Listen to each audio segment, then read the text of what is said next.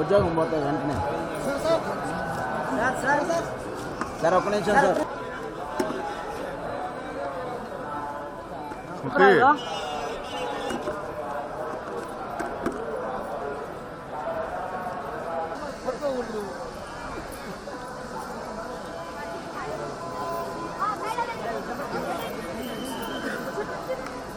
So మీ అందరికీ తెలుసు, మొన్న జరిగిన ఎన్నికల్లో ప్రజల తీర్పు ఇచ్చారు, మంచి తీర్పు ఇచ్చారు.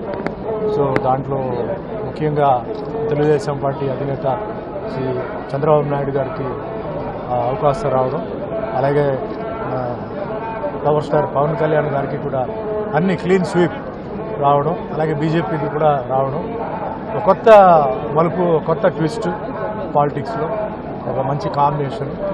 ఇక్కడ ఏంటంటే మెయిన్గా 5 ఏళ్ళు వెనక్కి వెళ్ళిన ఏపీని మళ్ళీ ముందుకు తీసుకురావడం, నెక్స్ట్ 5 ఇయర్స్ తర్వాత జరగాల్సిన దానికి అన్నిటికీ ఫౌండేషన్ వేయడం, ఇవన్నీ చేయాలంటే చాలా హెర్క్యులియన్ టాస్క్. అది అందరూ బాగుపడాలి, అందరూ బాగుండాలంటే అందరూ సహకరించాలి. ఒకవైపు కన్స్ట్రక్షన్ జరిగేటప్పుడు ఇంకో సైడ్ డిస్ట్రక్షన్ జరగకూడదు. ఎందుకంటే ఇది అందరికీ బాగా మేలు జరగాలని చెప్పి వాళ్ళు చేస్తున్నారు. సో నా విజ్ఞప్తి ఏంటంటే అది వ్యవసాయం, విద్య, వైద్య, మిగతా అన్ని విషయాల్లో ముఖ్యంగా వచ్చేసి ఫ్యాక్టరీస్, ఎందుకంటే ఎంప్లాయ్మెంట్ ప్రాబ్లం సాల్వ్ చేయాలంటే ఐటీ వాళ్ళైతే అది వేరే చదువుతో వస్తుంది, చదువు లేని వాళ్ళకి ఏంటంటే ఇండస్ట్రీస్.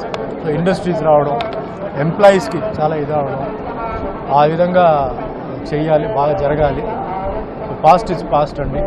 సో ముఖ్యంగా అమరావతి అన్నది ఒక క్యాపిటల్ అమెరికా లాగా రావాలంటే మనందరూ సహకరించాలి. ఎందుకంటే హైదరాబాదు ముఖ్యంగా గచ్చిబౌలి కానీ అలాంటి ఏరియా ఈరోజు నైట్ వస్తే చాలామంది మేము హైదరాబాద్లో ఉన్నామా ఎక్కడో న్యూయార్క్లో ఉన్నామా అంటున్నారు. అంటే అంత అందంగా తయారైపోయింది.